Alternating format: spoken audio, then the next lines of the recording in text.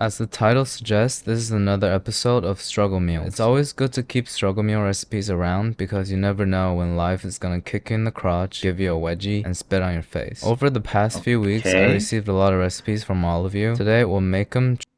Yo, uncle, I have an interview tomorrow. Can you give me a motivational speech? Yay. Hope you do well. I mean, I don't know what to say. Like, it could be an interview for anything, man. I mean, good for you. I mean, I don't know. I can't lie. I don't know what the hell you want me to do for motivation. I divided the recipes up into 4 categories: rice, instant foods, pizza, and murder attempts. These are recipes that seem so weird. What's ML Rice? What's GFOJ? What the hell is NTTK? That I can't really tell uncle, if you're not it would forgetting change the my short life hair for the incident. better. We don't speak about that one. Don't speak about that one. We don't speak about Or you're that. just trying to kill me. First recipe is called mug pizza from Teen Artist. We're using my annoying roommate's mug that says no coffee, no talkie. He thinks he's quirky, but we're just lame. 4 tablespoons of flour, an eighth of a teaspoon of baking powder, and a 16th teaspoon of baking soda. Okay. Measures like that. We'll also add some salt, mix all the white ingredients, we'll move on to the wet ingredients, which is just milk that I got for myself and some olive oil. Turn that into a paste, we'll top it with whatever we like. Obviously, we're gonna go with a lot of never-ending raclette. Finally, we'll just throw it into the microwave for 1.5 minutes. Do you think my microwave is clean? Here it is, the mug pizza. Smells better than it looks, but let's give it a Wait. I think we're forgetting a key ingredient for a pizza. Yeah, there's no way this is real. Taste and rate 1 through 10. Tastes kind of like an overly moist biscuit or a really savory cake. The cheese definitely saves the day. As a struggle meal, is a solid 6 out of 10. We skipping the part where he said he got the milk from himself. Look, man, it's a struggle meal, you know. Sometimes you ain't got the milk, you're gonna have to provide yourself with the milk. The tortilla crust is a little unstable, so we're gonna stack them up. And our first step is to put them in the oven to get crispy. This is regular struggle meal. This is not even struggle meal. This is a meal.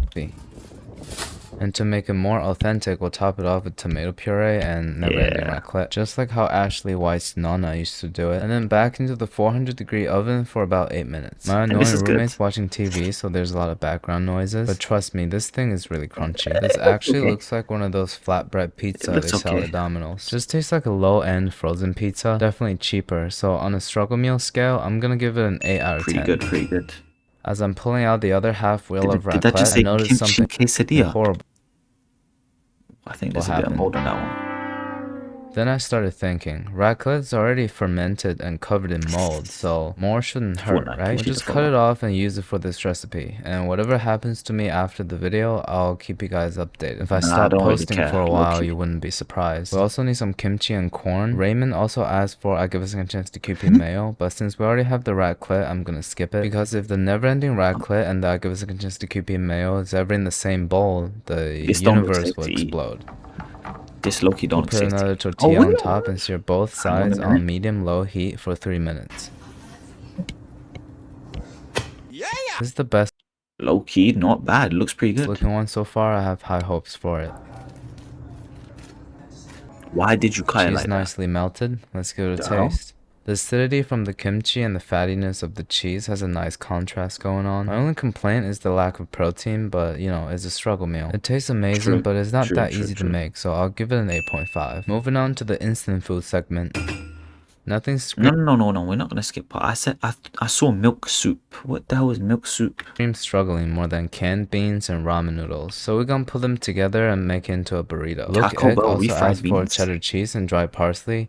I'm gonna skip those. I'll just microwave some Taco Bell refried beans, cut up some pepper, and pretty much all of the flavor in this burrito come from my favorite ramen, Indomie. I should make a dedicated video for it. We'll go a layer of beans, pepper, and noodles. Roll it up. I've been seeing a lot of comments lately accusing me of being obsessed with cross sections. My response to that is, you're right, and this one is looking pretty good. The refried beans gets kind of creamy intertwined between the noodles. Creates a pretty interesting texture, and the pepper has the freshness that I desperately needed. But I'd rather eat Indomie on its own, so I'll give it a 5.5 out of 10. This one scares me a little bit. Our boy Amir calls this soy oats. You're right, it sounds exactly like what it is. It starts off normal. To some oats, we'll add some water, boil till creamy. Now it gets weird. Amir wants me to put broth powder and some sunny side up.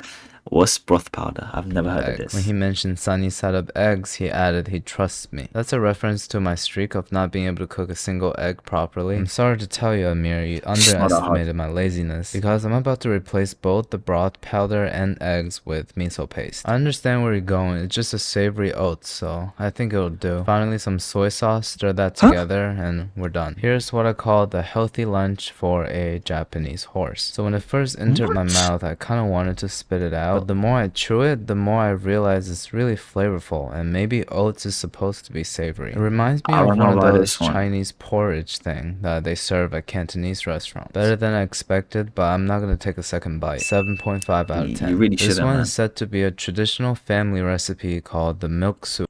It's ironic The what? The what? how it's a family recipe, but my dad's still not back with the milk. While the milk is coming to a simmer, we'll add some sugar, and I don't know what these noodles are, so I'll go with the ramen noodles. It's all noodles. Please, man, it's not everyday ramen, man. So it should be similar.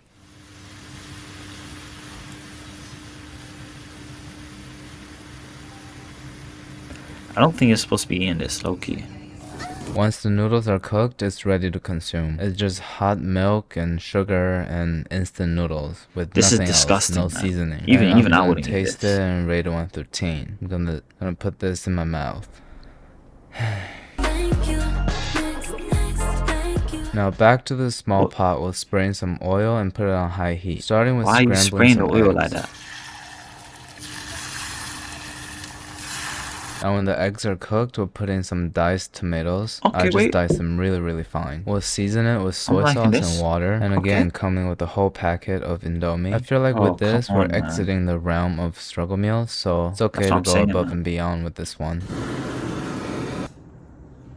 Why'd you own cheese pull and tomato sauce. This is like if you had lasagna for dinner and threw it up later that night. So let's give it a taste and rate it 1 through 10.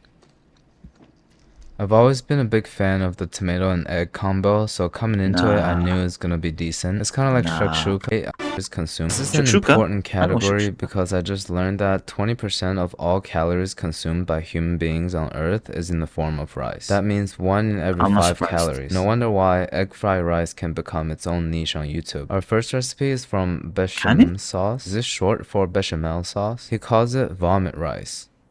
Bro, I'm about to click off, man. What do you mean vomit rice? Yum. Starting with dried seaweed, I'm gonna cut up some of these old sushi nori into a pot, then some instant noodle seasoning, obviously Indomie again, a third of water, of a cup or of the pot. Put it on the stove to simmer and stream in an egg. Kinda similar to the technique from egg drop soup. The smell of the seaweed and egg combined is really coming through. This does look like a polluted beach with sulfur. After 30 seconds of stirring, we'll add the rice and let it sit for 45 seconds before pouring it out. Not gonna lie, bechamel sauce nailed it with the name. The only difference between this and vomit is the reflective acidity. Let's give it a taste and rate it 1 through 10. Why are you gonna eat that? Tastes like the combination of a seaweed miso soup and porridge, so things I don't enjoy. But the ramen seasoning packet really saved it. I think this only tastes good if you're cold and starving. 7.2 out of 10. You know, you could have just not put the seaweed in and just make the egg and rice. Like, it's just that easy. Next rice recipe also has a great name. Anna calls it the thick risotto. I can already feel Italian hands coming on my face just by deciding to make this dish. All we need to do is combine cooked rice, cream cheese, mozzarella, she meant never-ending raclette, oregano, and ketchup. We'll mix everything together and put it in the microwave for 30 seconds. Honestly, I think the name of the previous dish is more fitting here. Maybe I should post this on Instagram and tell everybody it's risotto. Nah, I don't want to be dealing with comments today. It seems really thick and sounds like a good mac and cheese. A lot of tiny cheese pulls going on here. It does have the consistency of risotto, but the overall flavors reminds me of Wegmans sushi rolls. I'm a fan of cheesy rice, so I'll give it an 8.6 out of 10. I know it doesn't look good, but it tastes decent. You can add some protein in it and it's a complete meal. Now to the land of diabolical ideas, murder attempts. Surprisingly, these are the simplest dishes of the day. Starting with the OJ goldfish cereal. What are you doing, man? It's exactly how it sounds. So the normal cereal procedure. Believe me when I tell you, there's no goldfish in my local grocery store. So once we pour the juice, cheesy fish will be replaced by the extra toasty square. Wait, this is amazing. What the hell? Yo, who made this? Yo, give this guy the keys to the city, man. This is amazing. with a hole in it. This is like the medicine for calcium deficiency. Bro, this is amazing. What? Wait, why did I think of this? Or a sign of mental instability. So let's try it out. I'm good, man. I'm good. How are you? I'm ashamed to admit it, but I'm digging this a lot. Normally when I eat Cheez-Its, it's always too dry. My throat is extremely experienced with swallowing, but they still manage to give me salty surprises sometimes. So with the moisture from the OJ, it balances it out. I guess cheese and fruit has always been a good combo. 8.3 out of 10. Hella good. That's good to hear, man.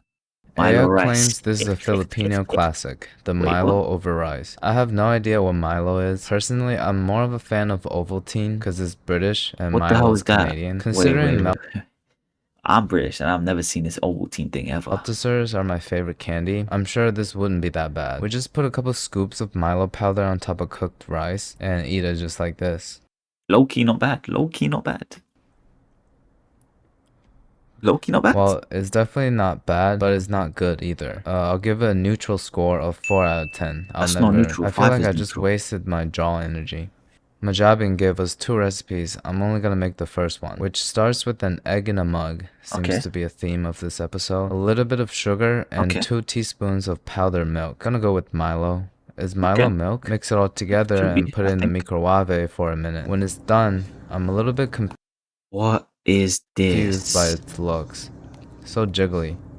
What is this? Doesn't feel like something you should be putting into your mouth, but it's basically a sweetened egg with a little bit of coagulated egg white on this top. guy might try making souffle egg, man, with chocolate powder.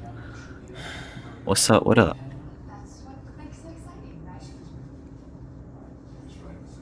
So is it good? Yo, he's enjoying that a bit too much.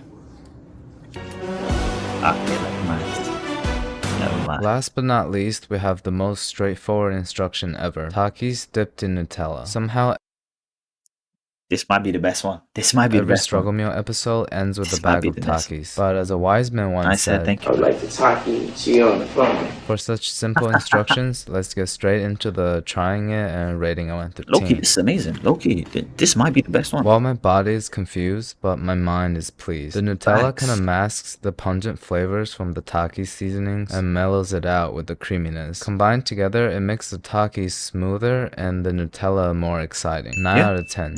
This is kind of life-changing. Is that why Leon dyed his hair Taki color? Because I'm thinking about doing the same thing. I offered some to my roommate, but got rejected. You probably wouldn't believe me either, so why don't you try it for yourself? Anyways, it's always great to test out your recipes. Makes me realize everybody's so creative. I apologize that I couldn't review everybody's submissions. We'll do more of these videos in the future. These creative struggle meals aren't just about saving money or struggling. I see them as all of your innate ability to make the best. Thank you. Thank you, man.